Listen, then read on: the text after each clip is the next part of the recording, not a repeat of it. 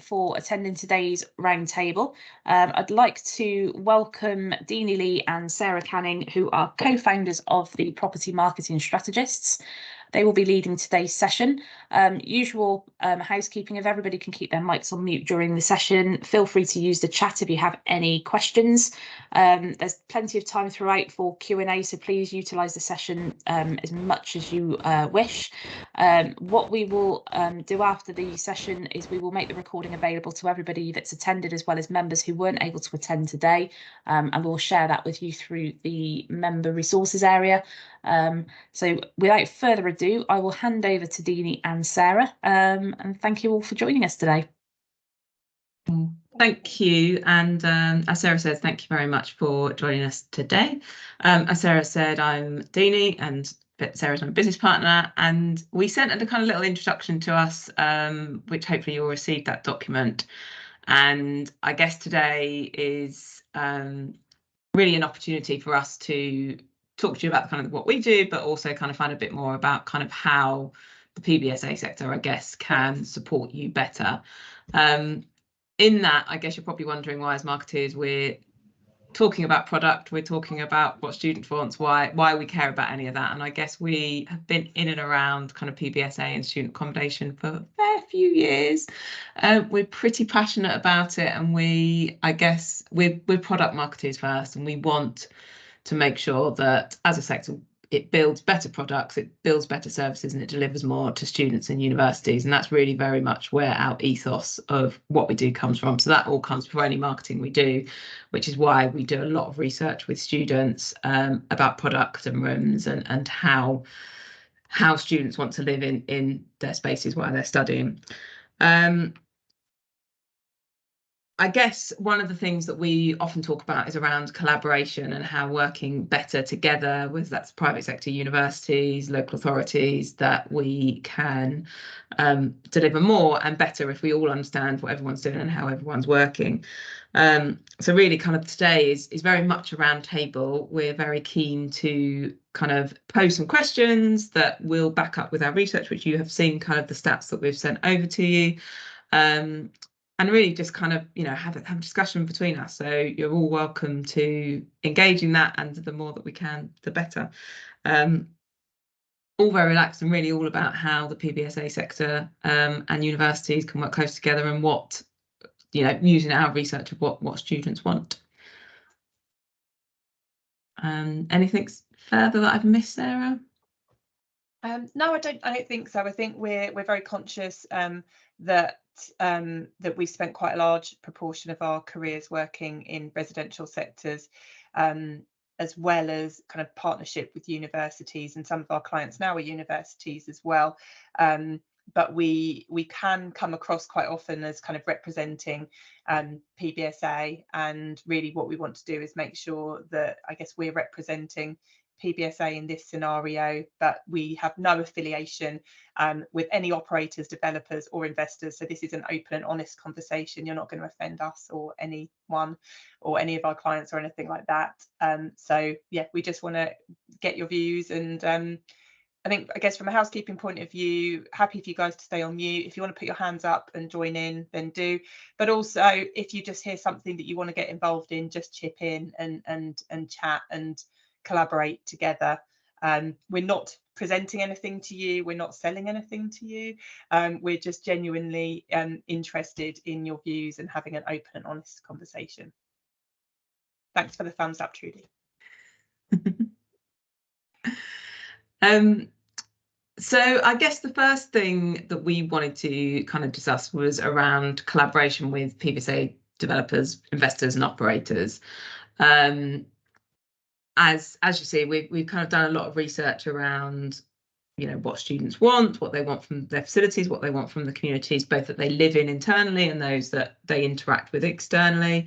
And really, I guess what we wanted to understand from you is how you feel that the private sector kind of engages with you around considering what to build, when to build, how to build it, whether you find that there's an openness from them at all, I guess.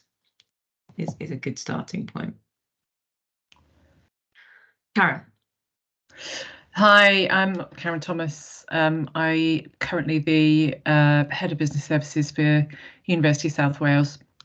Previous to that, I was Accommodation Management Director at University of Reading, so managed the transfer of estate to a PBSA partner in what is still the largest single contract of its type. On a 125-year contract. And I've worked with a number of private providers. Currently, I'm working with private providers. I've worked on new build projects with providers. And I think that there is a disconnect between a genuine student-centric outcome that the university wants and that students are driving, and a number of challenges that all PBSAs come up against, which is the reality of construction costs, borrowing inflation, as we know, is very, very high, but also the fact that they have an obligation first and foremost to the shareholders. So there is a disconnect there. So before I left Reading, we were looking at a further 900-bed hall. And actually the cost, this was before stupid inflation and stupid construction costs really took off. But even at that point, the cost per room was almost 100,000 in terms of construction. And in terms of minimum yield that was expected from shareholders, that meant that rent was going to be, £195 a week just from that. So I think there's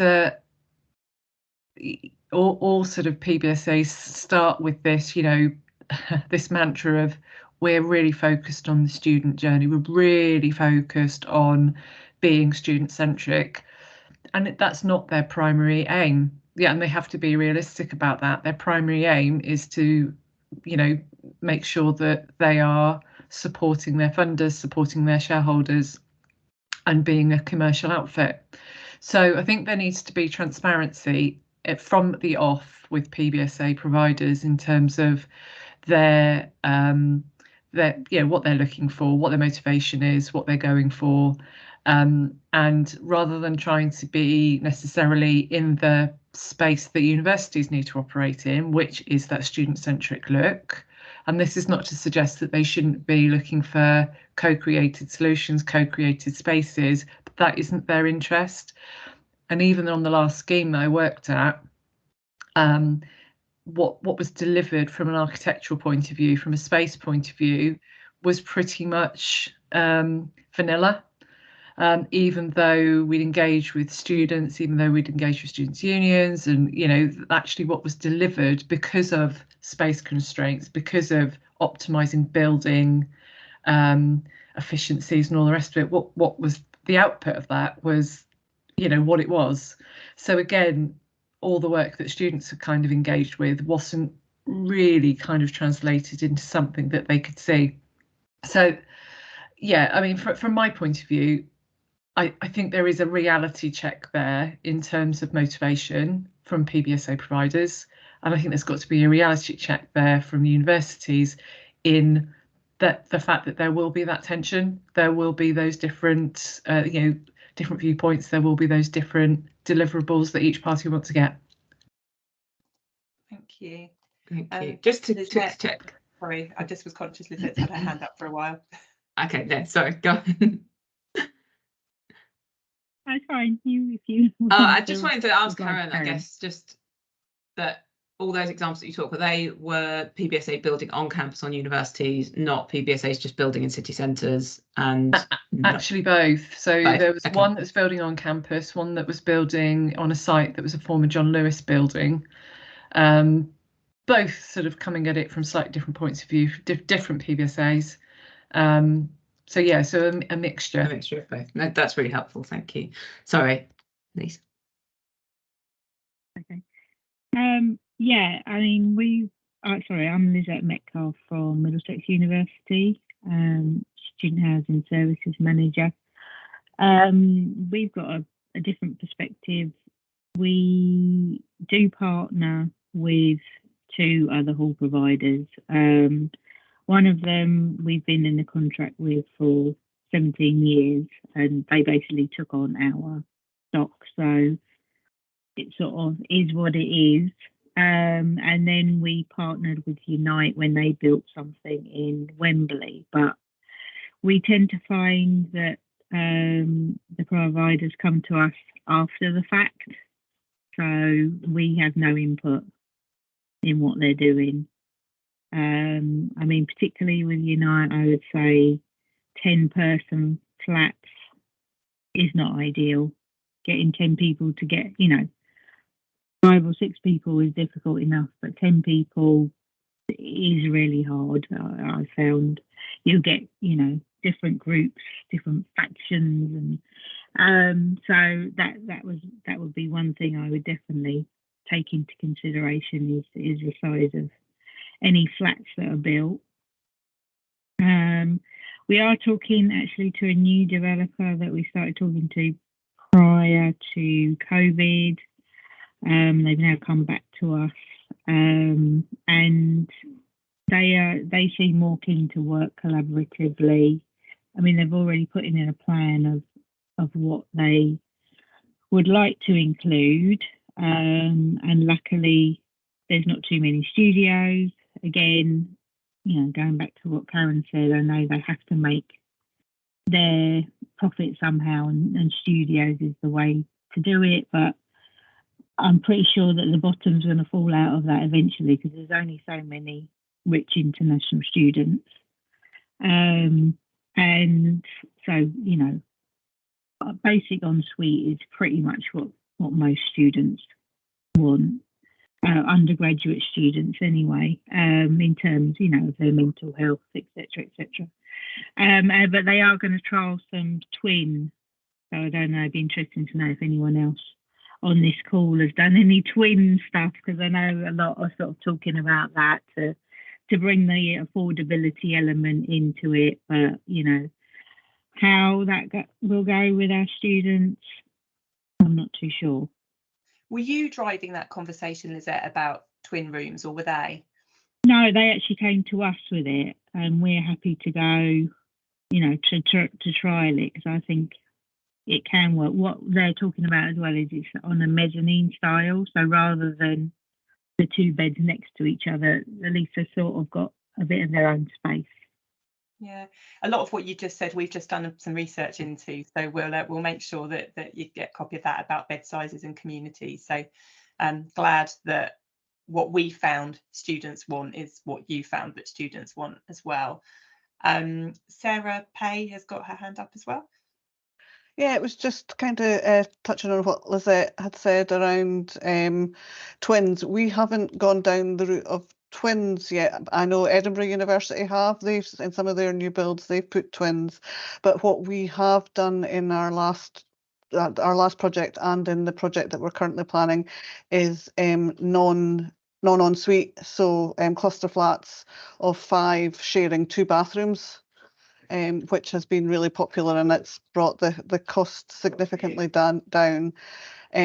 We found our relationship with private providers. I mean, St Andrews is quite a small town, so we don't have Unite or any of the other big players really in the town. We have 2 relatively small private providers and a third one coming in, and then the university has a partnership with Campus Living Villages, and we've built 3 different projects with them, and to all intents and purposes for the student, from a student perspective, it is operated by the university, so we allocate it, our staff run it, etc. So the Campus Living Villages provided the funding, and that was the only sort of input that they had, and obviously they have an input in the rent setting.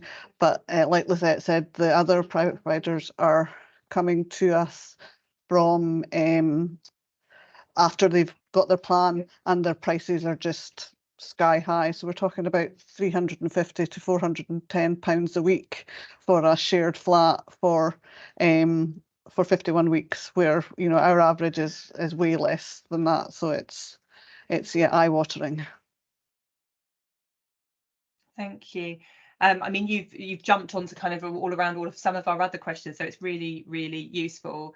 And we've got a question in the chat from Paul as well, which is actually one of our other questions further down, so we can target it, is about PBSA building slightly alternative style accommodation. It was interesting, Lizette and Sarah, that you're kind of starting to think about things like non-ensuite and twin rooms, and but family or couple accommodation.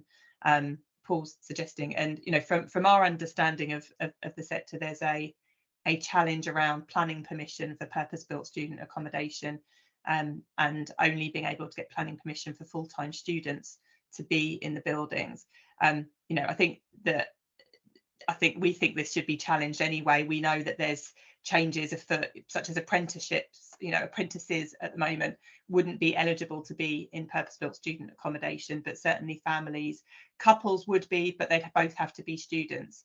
But we wonder how much universities, you guys, can put pressure on, kind of, challenging those policies, really, to get what you need to be able to house the students that you need to house. And I guess what place are you involved in that? It depends when people come to you, if they've already got planning, there's nothing you can do to influence the product. But how much are you guys driving what you need for your students in your city?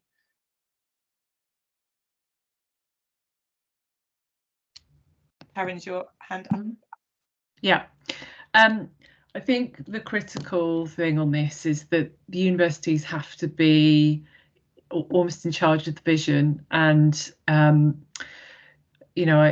Reading, I worked with the local, there's two authorities. So Reading University is a split authority. Half of the campus is in Woking, half of it is in Reading, and both have different policies in terms of HMO use and local student policy. But the council in Reading decreed that there would be no granting of any applications for any PBSA accommodation that wasn't on campus. So they were putting a complete halt on any large development in the actual city, which meant a huge pressure for the university to look at its own land, but also wasn't able to then support some of the PBSAs that were already there. So I think, I would sort of recommend that universities need to have their own accommodation strategy that factors in what does the next 10 years look like, and that will be a mix of, are they doing any building on their own land? Are they doing any looking to grow? What are their student number plans? And where do they think their demographics are going to be? So the family and couples is always a really difficult one because the market is so transient. So you can have huge demand for accommodation from couples one year and it falls off a cliff the next. So there's not a PBSA that would want to get involved with that. And many universities that have family accommodation at times are hugely oversubscribed or can't fill them. So it's a really difficult market. But again, working with the councils, the local authorities, to try and understand how and what pressures those families would then put onto the local rental market. How does that all fit in with a wider strategy that's kind of worked on together?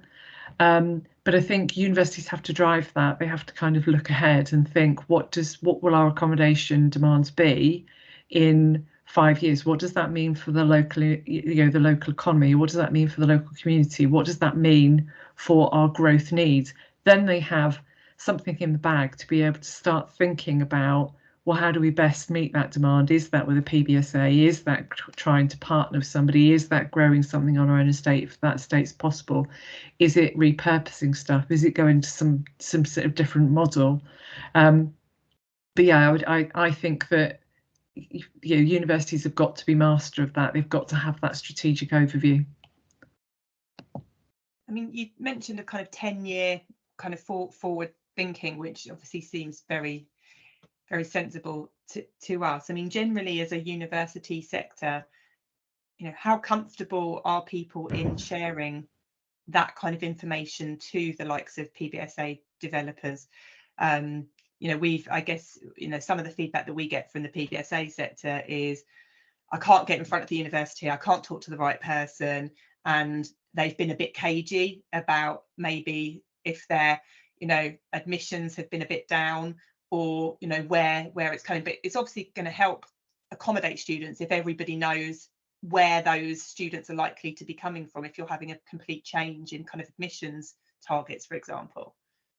Yeah, it's like the magic circle. Nobody will mention those things like what did we actually get through enrolment, and what are we actually targeting, and you know, so it is really difficult. Even with, you know, the institutions in Cardiff, we're very secretive about what we're going for, and therefore we're all chasing the same static stock of rooms, which is really stupid.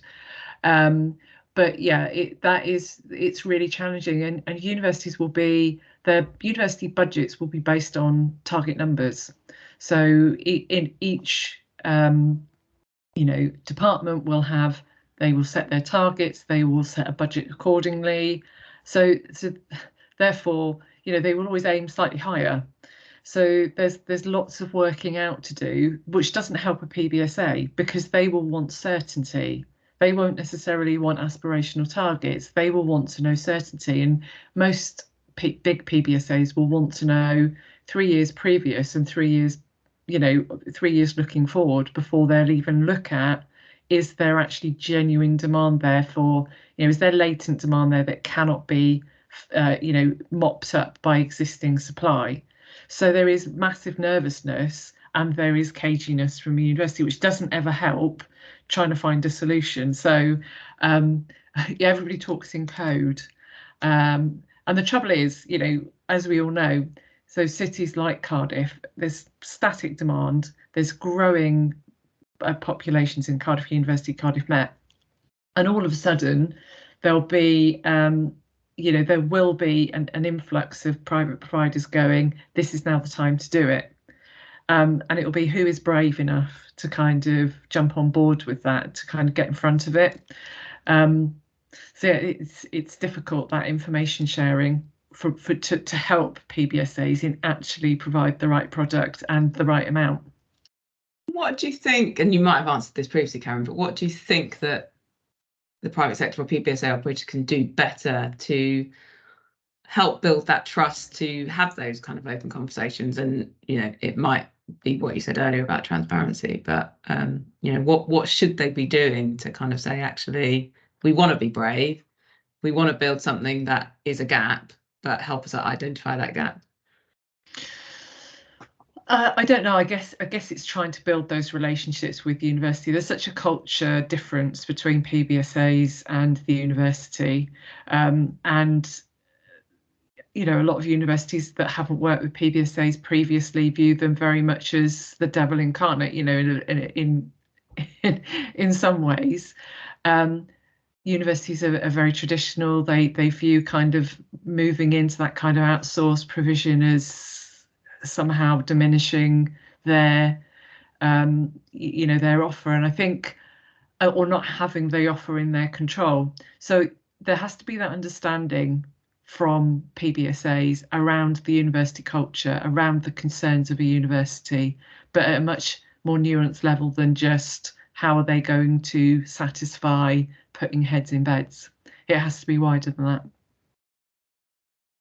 Don't ask me how they can do that, but it's really, I suppose, getting those relationships built, and not just coming to the table when there is a, you know, rubbing their hands with glee when you know, supply is down and demand is up, but actually working with universities continuously to do this type of thing, just to get us around the table, to understand university culture, to look at what some of the commonalities are, some of the common issues are that universities are all up against. It's actually really working on the partnership, because, you know, universities are not daft. When PBSAs use the partnership term, they tend to go, okay, on whose terms? On your terms.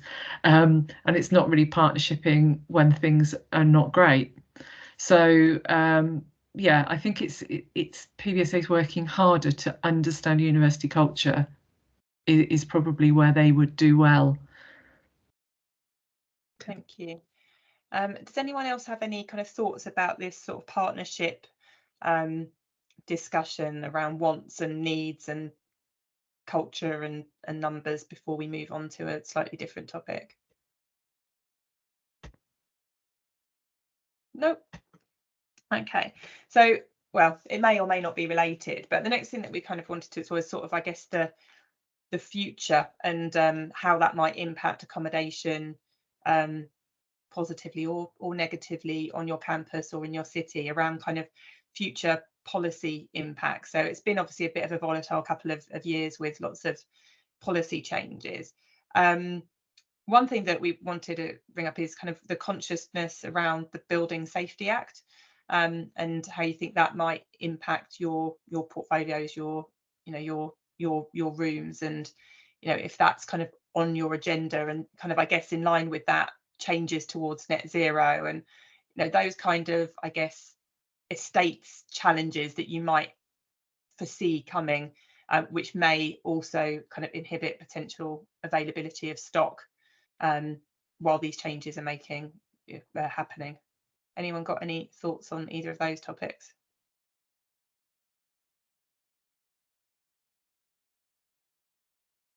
Trudy? I think I'm going to raise my hand and probably articulate what a lot of us are doing, which is a lot of head scratching, a lot of concern, a lot of thinking through what we might be able to achieve within certain target deadlines, particularly around net carbon zero. Most of us within our own estates are sitting on a whole load of backlog maintenance. I'm not sure everybody is, but most of us, when I talk to other people, certainly that I know. So there's a big question, I think, which is captured in this PBSA conversation about what universities can do in response to some of the challenges that are coming through in regard to building regulation, net carbon zero targets, and keeping their estate in good repair. And then what they might be choosing not to do, coupled with the issue of policy change within rent reform and some of the changes we are seeing in the amount of student housing available, and probably a further contraction of that going forward as to actually what does the future of student accommodation look like if universities don't expand and the student housing market contracts. It does fall with partnerships and PBSA.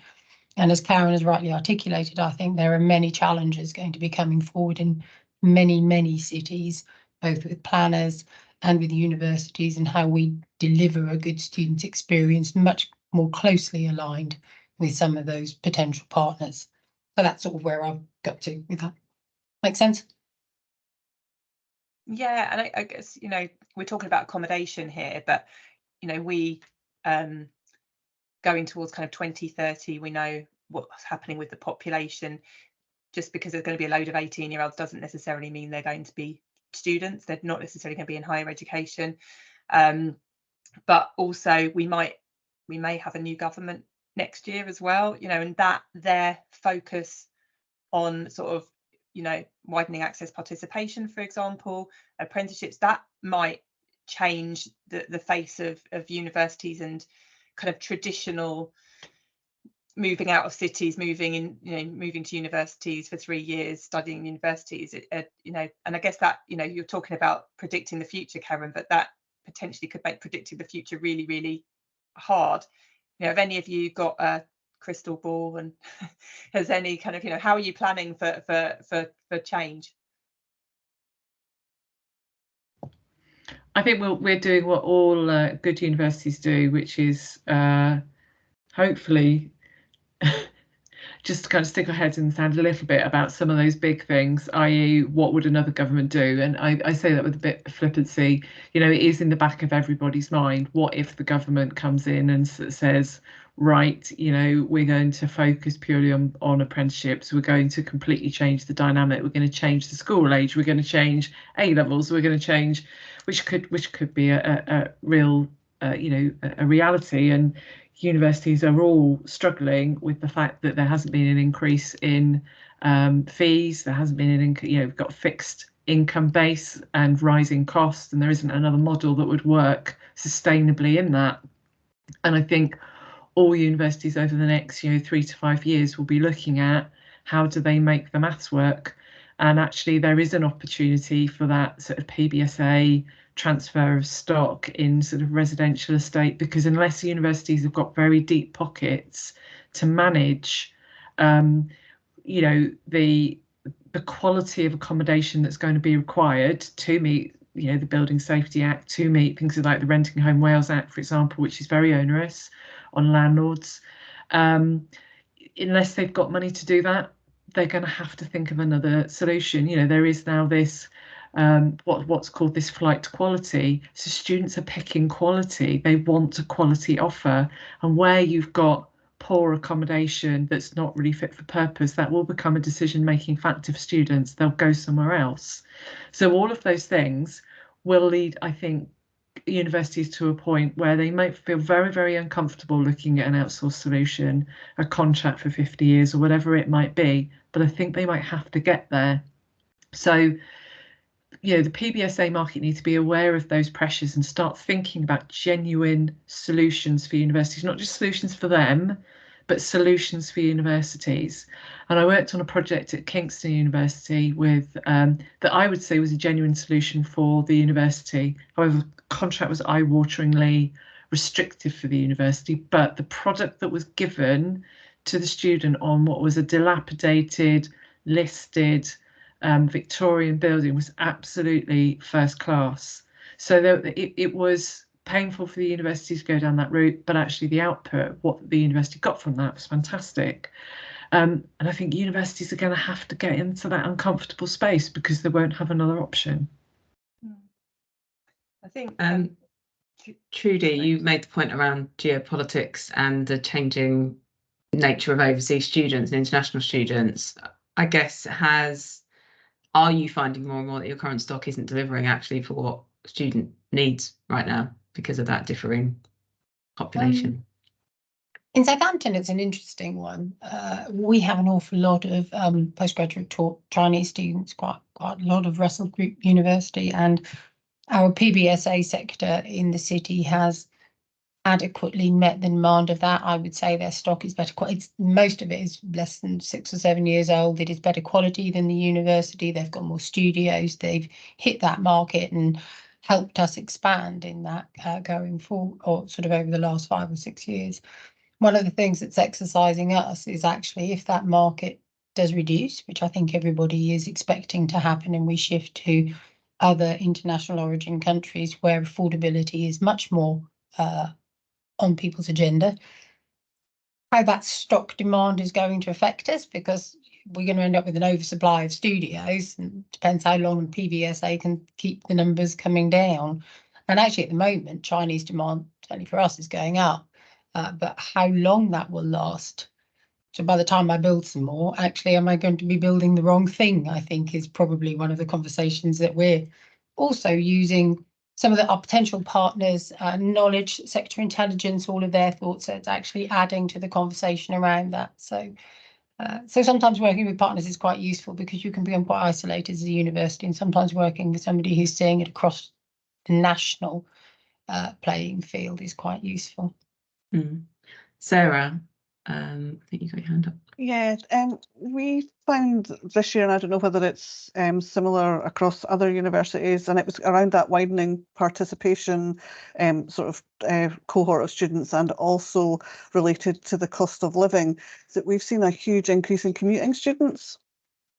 And so that we've got some voids this year, which, I mean, last year we were taking rooms in Dundee and really struggling to fit everybody in, and we've gone from that to having 100 voids, and we haven't got all the analysis of the sort of student home addresses and things like that, but anecdotally what we're getting from students is actually it's been cheaper for my parents to buy me a car and for me to buy me a second-hand car and live in Carnoustie and drive across to St Andrews, or live in Dundee and drive across. So we don't know whether it's just a blip this year or whether it's an increasing trend. And obviously, if it's an increasing trend, it's obviously worrying from, we've got plans to build another 1,000 rooms, but we're now getting pushback from the rest of the university saying, well, you've got voids this year. Why are we trying to? And again, a bit like what Trudy said, by the time we get these rooms built, who knows what the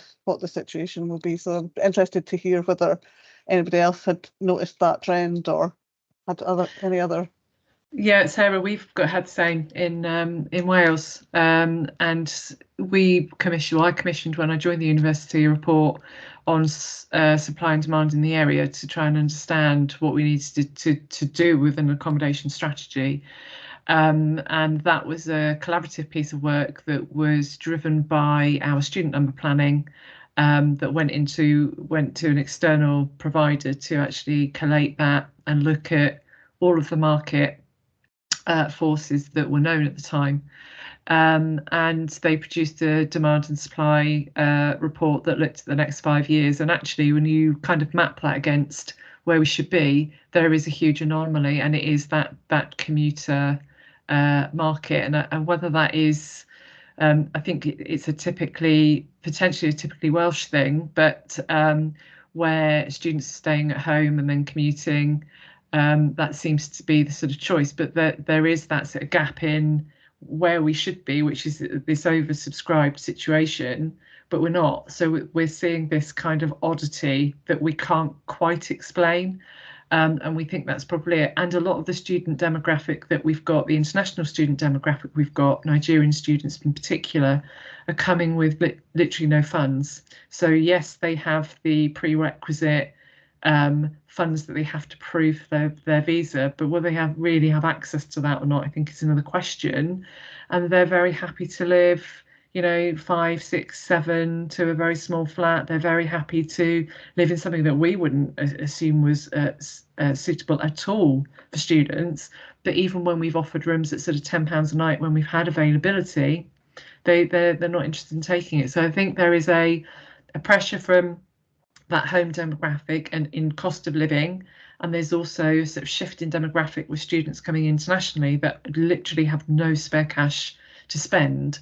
So you're kind of getting that that slightly nuanced hit on the demand as well, which doesn't help in kind of thinking, any kind of uncertainty in that market will just push the university into a stagnant position, and B, it won't attract PBSAs into actually doing anything or working with you, which makes it really difficult as well to expand the stock that's available. So how that washes itself out, I'm not quite sure. And I think that is, a lot of our research is continually leading to that there's a gap in product, that actually the reason that there are those voids and there is gap is not because there isn't a requirement for accommodation, it's because the accommodation that they're after or can afford or are looking for is not available.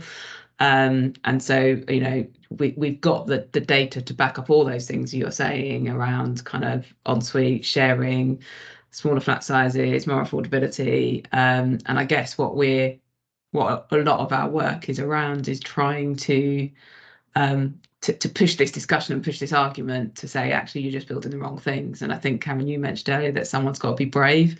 And I think, the reason that we talk a lot about collaboration, it is that very point that they're going to be braver if they feel they've got a university behind them than if they don't. And I guess that's where, so it's really good to hear all the things you're saying, because, the recent stat around that people would be willing to share if it means it's more affordable.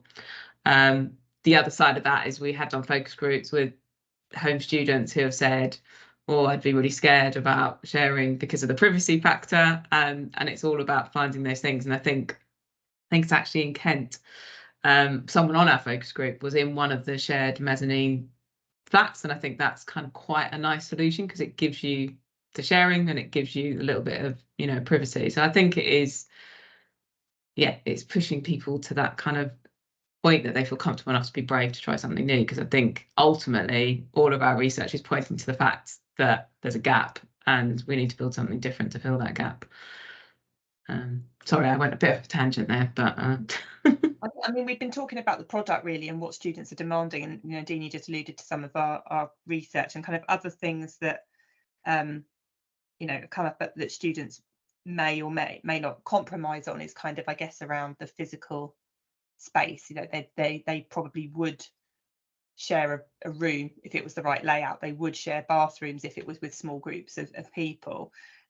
One thing that's come up time and time again in our research is the thing that contributes most to student well-being, according to students, is quality of sleep. And it's kind of the one thing we feel that's, as marketeers, is kind of missing from what we sell. You know, we're not selling a good night's sleep. We're not promoting it, we're not talking about it, but it's the one thing that can make or break students' well-being, really, is that quality of sleep. You know, is that something that PBSA providers can help support? You know, is it just, you know, some of the comments were about mattress quality, some of it was about soundproofing, and we've had really interesting conversations about how students' lifestyles have changed so much. You know, when these buildings might have been built 20, 30 years ago, people weren't on Skype and FaceTime and Zoom at 3 o'clock in the morning talking to their families in, you know, in other countries, which is being heard, you know, around their neighbours.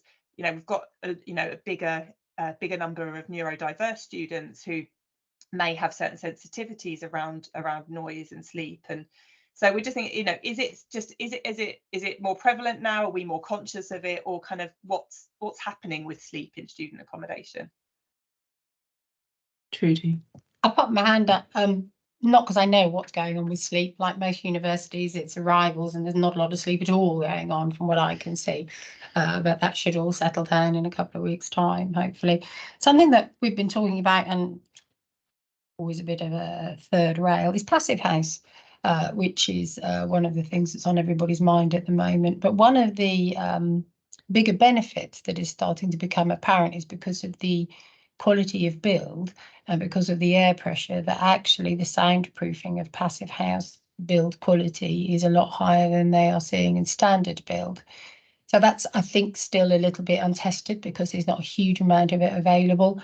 But certainly I've got quite a few people saying that if you're following the approach of passive house, even if you don't get the certification, you might well actually benefit from that. And I think you're right. I think a lot of the issues that we get, particularly in our older stock, are the pressures of broken relationships, because, as you say, people are up late at night, and the nighttime economy in an accommodation block could bother a lot of people, as you say, with neurodiverse issues.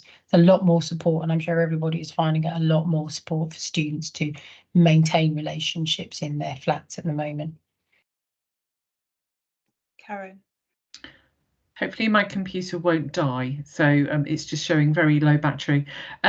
Yeah, I think allocations is really key, and we've got some flats that are set aside for quieter lifestyle and those types of things, which I think can help.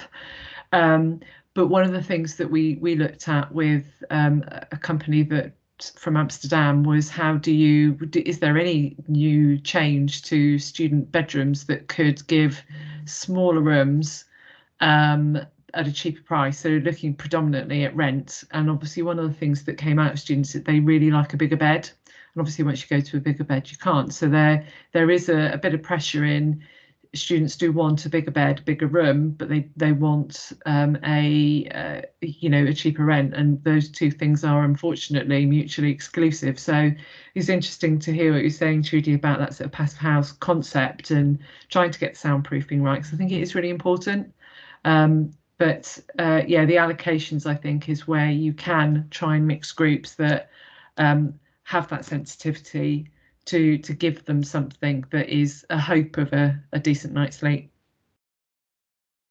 Quite a lot of you are commenting about kind of quiet lifestyle flats and options, which is great to hear.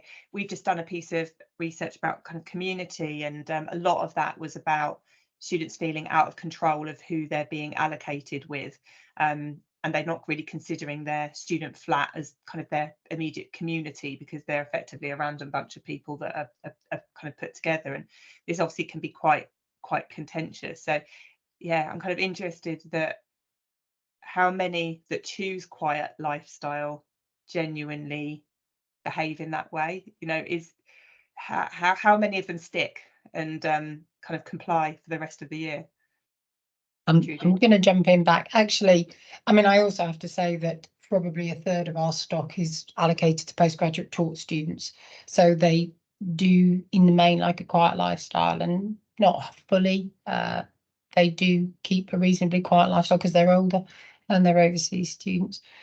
We see some students quite clearly in quiet lifestyle flats whose their mother chose that for them and they do not want to be there at all. But we also offer a room move opportunity, like most places, at the beginning of November. So the first week in November, if they're in the wrong place, they get opportunity to try and move. It is surprising how many undergraduate flats are actually successful quiet lifestyle. They usually have a bit of a blowout, like I say, Arrivals is here, but we've had them for a long time and we found they've worked reasonably well for our undergraduates as well. That's good to hear. We kind of wonder how far people can go down sort of preferences routes. Oh, yeah, I mean, I think one of the things I'm chattering away now. One of the things I've done in the past is have a mass allocator within my software system, which basically puts people in a bit randomly with each other, and there is no oversight of who's living with whom. We let our machine do that, and then we move everybody because it gets it wrong. So you make sure you get your gender bias right, and then you get people of different ages. So you don't have older people with younger people. You don't have a disproportionate number of overseas students if you can avoid it. So there is quite a lot done around getting your mix right to start with. It probably solves 40 to 50% of the issues that we would experience, and we still end up with probably 100, 150 students looking to move sometime. But we've got 6,500 rooms, so there's probably about not a huge proportion of them looking to move. And if we can move them, we do. Doesn't solve everything, but it's a start. Lisa? The only preference that we allow them to choose is single gender. And we found that that's really increased over the last couple of years, with males as well as females. This year we've got quite a lot of male only flats. And then obviously it makes it more difficult when a student leaves, trying to find, I mean, this year a lot of our Chinese male students have said that they want to be in male only, and they put in to be with friends, but then if one of those friends doesn't come, trying then to fill those rooms with others, it obviously makes it a lot more difficult. I don't know if others have seen that. Right. The next thing that we kind of wanted, well, I guess it's related, is we talk a lot about rooms, and feedback from the students that we surveyed, we don't talk about flats really. You know, all of the marketing, all of, you know, when you're coming to university, you select your room. We don't really talk about flats, and you know, is it a surprise, I guess, when the students are saying that they don't really feel a sense of community because we kind of sold them this, like, you know, 13 square meter little room, when actually they're part of a flat, they're then part of a corridor, they're then part of a building, you know, and actually it is a bit wider than that. You know, I guess we're coming from a marketing point of view now, and you can all help with that. You know, should we just be talking about rooms, or should we be a little bit more kind of diverse with our language? Karen? I think I think the reality is when we're all allocating, we'll do our best to match student preferences so that there is a good mix within a flat. We don't get that right, and you know, students that come late will be put wherever they're put. So trying to sell a sort of flat, an Instagram flat kind of message, I think would be really difficult and would tie universities up. So, you know, we hope, and all universities hope, that you put students together miraculously, they all love each other and it's a great mix. And sometimes that happens and it's great, and sometimes it is an absolute disaster. You have to be prepared to support them in moving.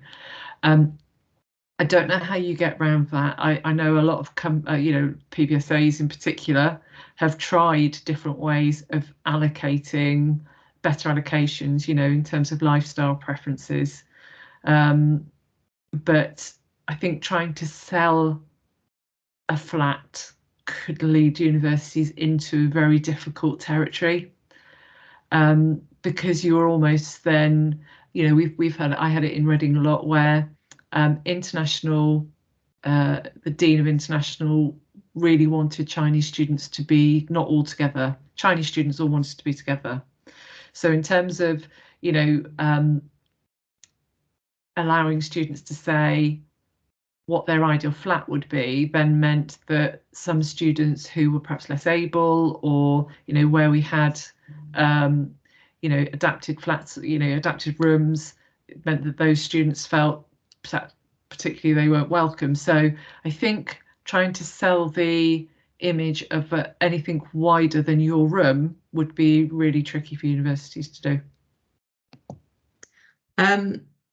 On this point, Paul's put a point asking if anyone's used the self-selection functionality in their accommodation system, and I'm bringing this up just because we recently, the community youth forum that we've just done, the one thing that did come out of that, which kind of really surprised us, was that students, when they're talking about community, they were saying one of the issues they have around building a relationship with their accommodation communities is one's not chosen for them. Like, they've chosen their course, they've chosen their society communities, but when it comes to accommodation, it's not a community that they've chosen. So I don't have any answers to it, but it's something that we kind of found very interesting about how important, I guess, that community is, but recognizing how difficult that is to create that relationship in a flat or make that allocation right. But just shows the importance of it for students, and if it gets right, it's really, really good, and it's really, really important. And as you say, if it's wrong, it's really, really difficult on both sides. Well, I've used both, and you know, one was a self-selection, and then we moved away from that because it didn't make any difference, because the students don't know each other anyway.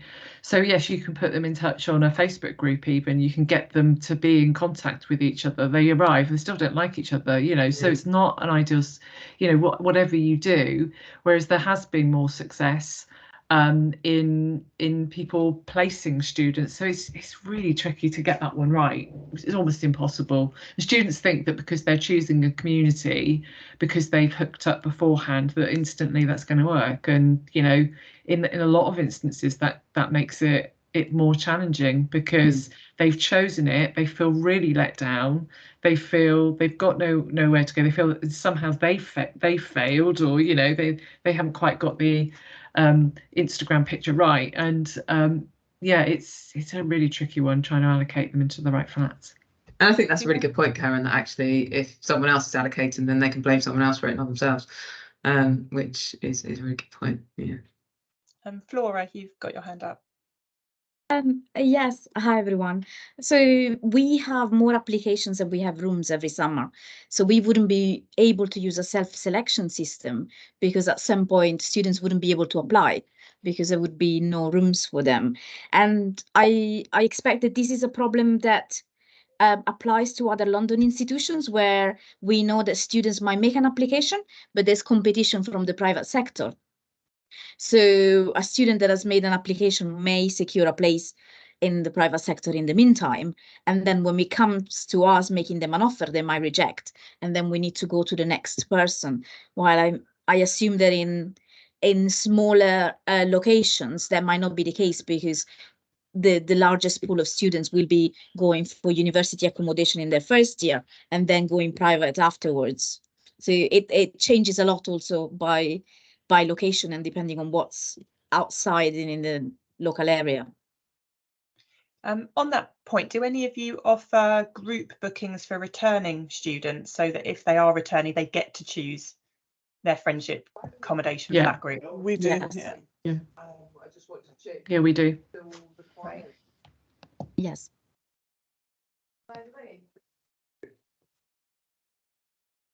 Great.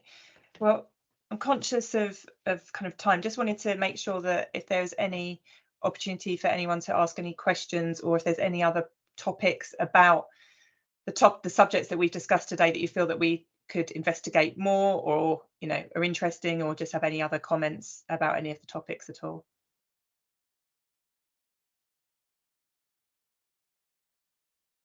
Oh, Deanie's on mute. I was just going to say, or any of the data that we sent out, if you've got any questions for us on any of those stats that we shared, yeah, feel free to ask. And thank you all for your contribution. We are coming to the winter conference, so we hope to see many of you there. And this is our favourite topic, so we're looking forward to discussing lots more with you all after that session. But get in touch with us if there's anything else that you want to know, any kind of research that we can share with you, and any conversations that you want to have. We can put the stats in the chat. Trudy, give me 1 minute. Just doing that now. You're on it. We on our pop-up website, because we have got all of the reports on our website as well. We run a youth forum, which is about bi-monthly on different topics. If you've got any ideas that you want to hear what students have to say about, let us know. And we also did a big piece of research last year with UPP, which we're now, it was mainly domestic students last year, but we're revisiting that with international students. It's an ongoing survey. We've got more than 1,000 responses already, and we're trying to get more and more. So we'll be sharing that hopefully in January.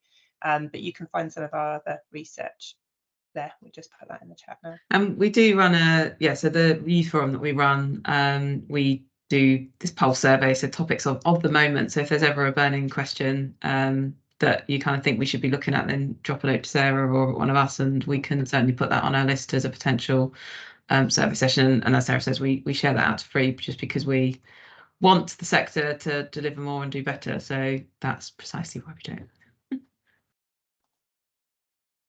Fantastic. That's all from us. Thank you so much for today's session, Deanie and Sarah. There's so much to take away, and obviously conversations are going to keep going on over the forthcoming years as things change. But what I will do is, once we've finished today's session, I will share the recording with everybody.